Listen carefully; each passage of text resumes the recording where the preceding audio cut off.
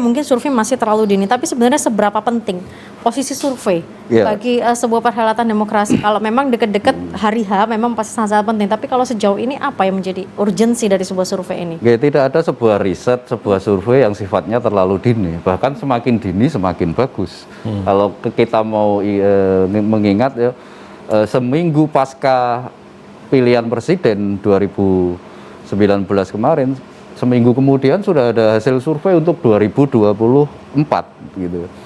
Jadi penting sekali karena survei itu kan semacam detektor, mendeteksi dinamika politik yang berlangsung pada saat bersamaan. Tentu ini bagian dari proses pendidikan politik ya kepada publik, bukan hanya kepada partai politik ya, tapi bukan hanya manfaatnya pada partai politik, tapi juga pada publik. Karena namanya saja survei opini publik gitu ya. Jadi sebenarnya setiap survei itu seperti tadi dikatakan oleh Mas Sadat, justru yang terpenting adalah memotret ya, apa sih sebenarnya yang menjadi kehendak publik, apa sebenarnya yang menjadi keinginan publik, apa yang menjadi orientasi politik publik.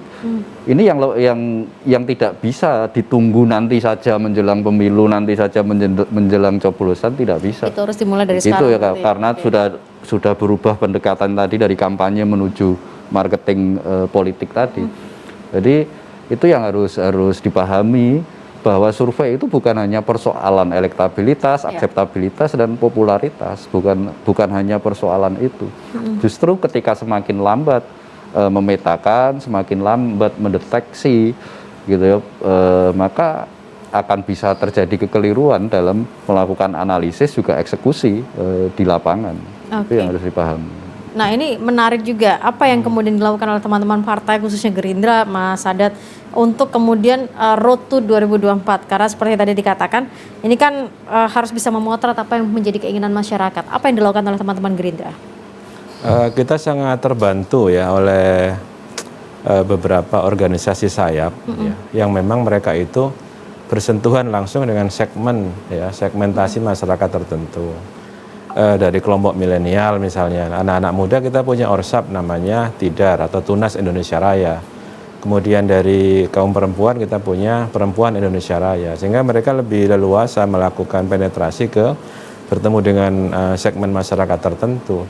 Dan dari awal Partai Gerindra ini memang ingin membangun suatu budaya organisasi yang berangkat dari suatu pandangan-pandangan yang solutif, tidak dibangun di atas mengkritik ya, karena kita belajar dari sejarah bahwa membangun Indonesia ini dengan kritik ya tidak membuat kita semakin maju. Orde baru mengkritik orde lama, orde berikutnya mengkritik orde baru dan lain sebagainya. Saya kira kita ini panggung politik kita kan banyak diisi oleh narasi-narasi yang penuh dengan kritik. Tetapi menurut saya semenjak saya dikukuhkan menjadi Ketua DPD Partai Gerindra Jawa Timur, saya ingin teman-teman ya, terutama para kader Partai Gerindra ini datang ke masyarakat dengan membawa suatu inovasi ya, dengan suatu kreasi dan menunjukkan care, tidak dalam bentuk suatu gimmick dan pencitraan, tapi solutif ya ketika datang ke satu daerah yang memang membutuhkan. Tapi itu berhasil membangun trust ya, Mas Sadat, karena kita tahu trust masyarakat kalau kita bicara politik begitu ya. Bahkan ketika mungkin kemarin ada bencana, pandangan-pandangan negatif itu seolah-olah kemudian ditujukan kepada teman-teman politik. Ini janjian hanya pencitraan, ini tidak ikhlas memberikan bantuan begitu, Mas Sadat. Gimana ini membangun trust masyarakat? Saya kira gini.